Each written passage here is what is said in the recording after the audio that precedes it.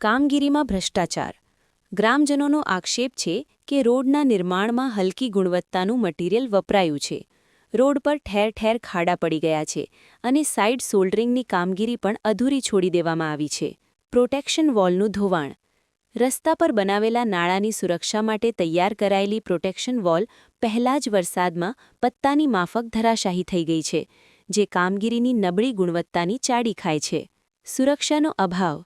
રસ્તા પર કોઈપણ પ્રકારના સૂચના બોર્ડ કે રેલિંગ લગાવવામાં આવી નથી, જેના કારણે અકસ્માતનો ભય સતત તોળાઈ રહ્યો છે. તંત્રની ઉદાસીનતા.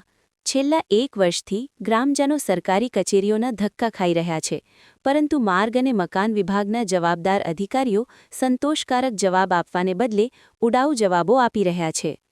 આઝાદી પછી પહેલીવાર અમારા ગામને પાક્કો રસ્તો નસીબ થયો હતો, પણ ભ્રષ્ટાચારને કારણે આ રસ્તો બનતાની સાથે જ તૂટી ગયો છે.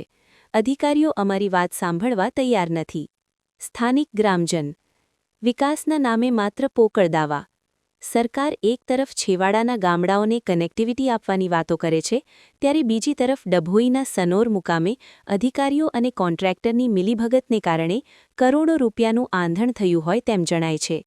1 વર્ષથી બંધ પડેલી કામગીરી ક્યારે શરૂ થશે અને જવાબદારો સામે ક્યારે પગલાં લેવાશે, તે હવે મોટો પ્રશ્ન છે. રિપોર્ટ ફઝલ રઝાક ખત્રી,